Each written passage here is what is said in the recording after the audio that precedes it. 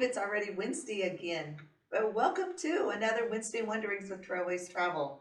So wonderful for you to join us today, and I sincerely appreciate that.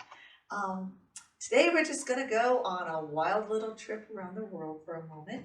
I wanted to talk about some of our international tours that we have coming up. We do have several. We have Ireland, which leaves here at the end of March. We have the Canadian Rockies. We have a fabulous tour to Iceland, and then Australia and New Zealand. So just want to share a little bit. I had a person come in yesterday, and she definitely wanted to go on an international trip of some sorts this year. So she pulled out the Ireland, Canadian Rockies, Iceland, Australia, New Zealand, and we laid them out on my desk, and we talked about them. And I had shared with her that I had done 3 of those 4 tours. Iceland is still on my bucket list. That's the only one I had not yet been to. And so we talked about the highlights and what you see and do and all of those tours. And at the end, she just asked me this point blank question. If I were to be able to go on any of the tours I had already been on, which was Ireland, Canadian Rockies, and Australia, New Zealand, which one would I be most inclined to do the second time?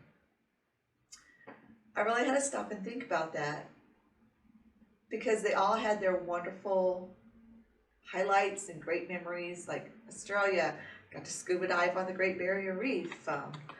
In Ireland, there's all the castles and the Blarney Stone and the Cliffs of Moher were beautiful. But I told her, I think sincerely, I would honestly go back to the Canadian Rockies. And it is hard to describe my why.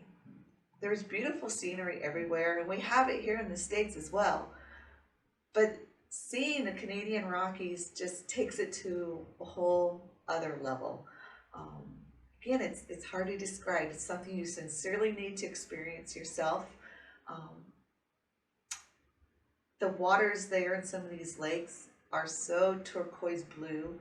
It's phenomenal. And it's from the runoff in the glacier and the filtering of the sun into all the sediments or whatever it is. They have all the scientific terms. I just know it is absolutely gorgeous.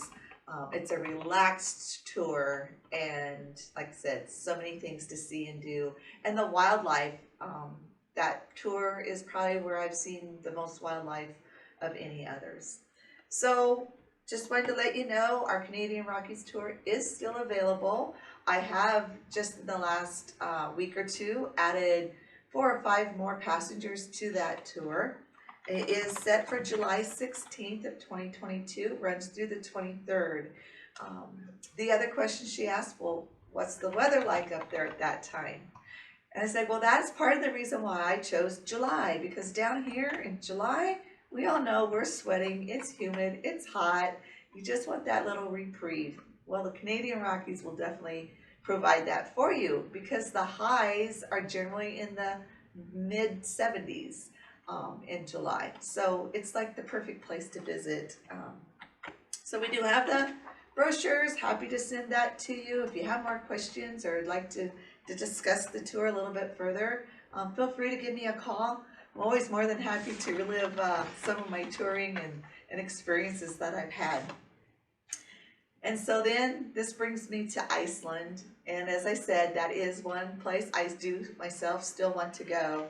And if you've paid much attention in the world of travel, Iceland is one of those places you're hearing more and more and more about. There's so many articles, beautiful pictures. Again, they call it the land of fire and ice. And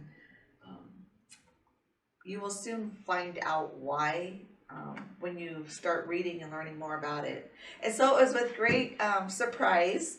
It shouldn't have been too much of a surprise, but I received my Select Traveler magazine, which is a publication that is put out for travel folks like myself. And the front cover is Iceland. It's as cool as it gets. But to make it even better, as I opened it up to the center, it has all these beautiful photos, but has a great article. And the article itself is written by Mac Lacey, a guy I've gotten to know fairly well from going to the different conferences. And he wrote his little synopsis of the tour that they did with Colette, which is who we are traveling with, to Iceland, as an insider's perspective of having done the tour.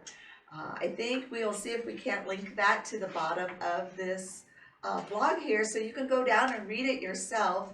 You will note at the end it does state to contact Jim Edwards of Colette. That's where I would ask you to contact us, and then we will make your reservation through Colette for you. That way you are on our tour where you'll grab the motor coach, we take you to the airport, blah, blah, blah. So check that out. That was exciting to see. Okay, so we are circling back around to the beautiful old, good old USA.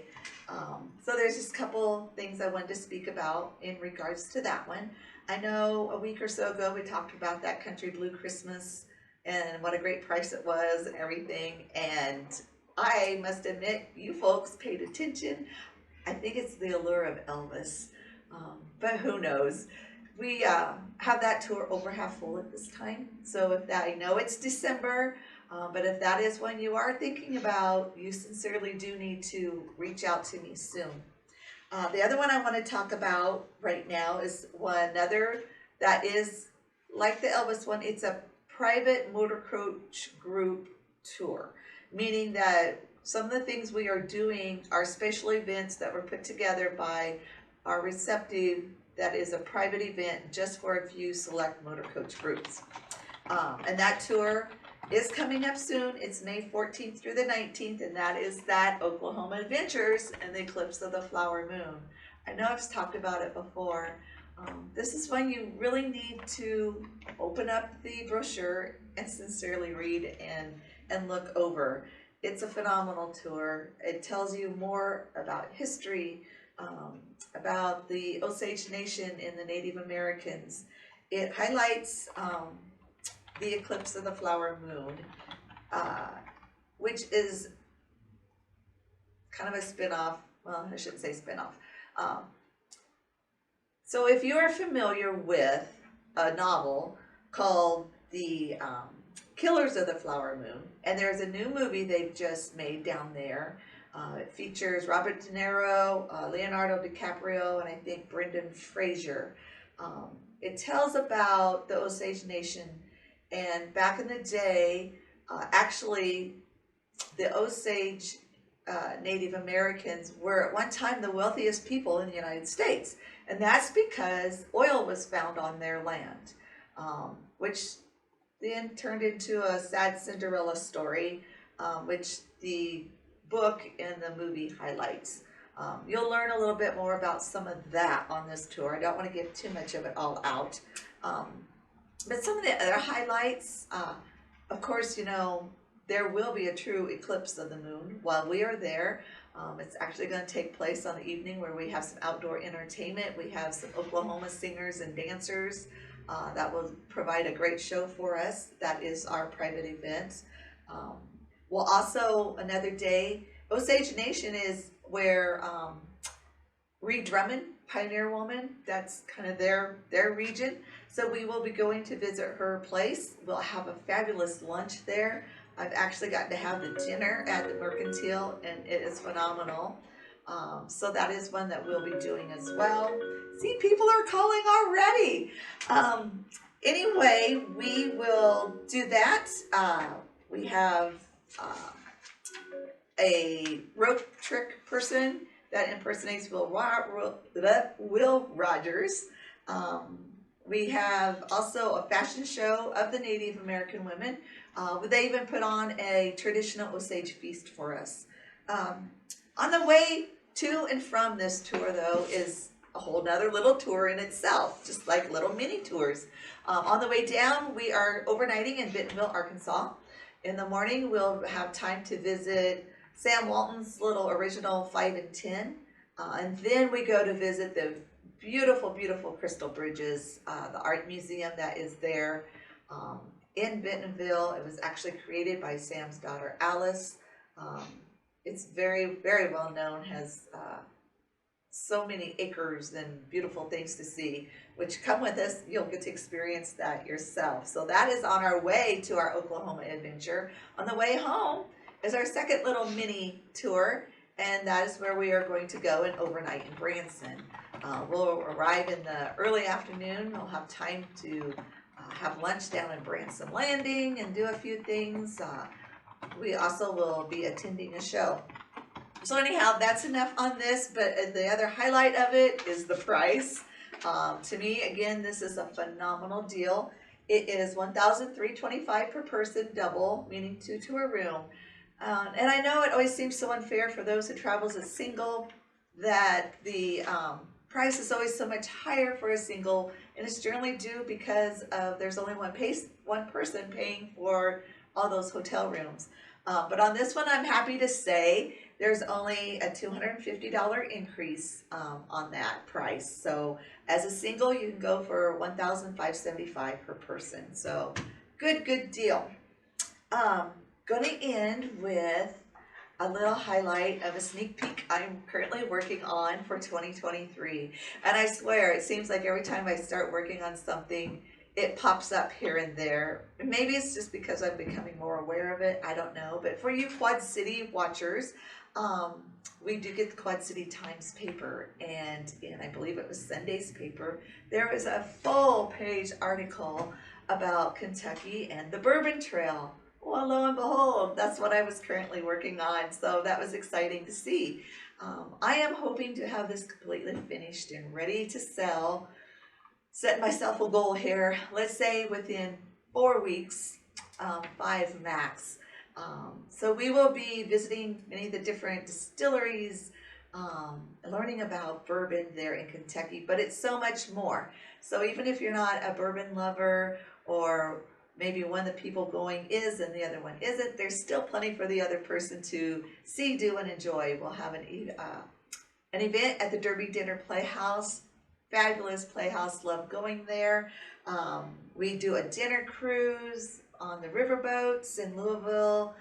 We do some Louisville touring, so you'll hit the Louisville Slugger Factory.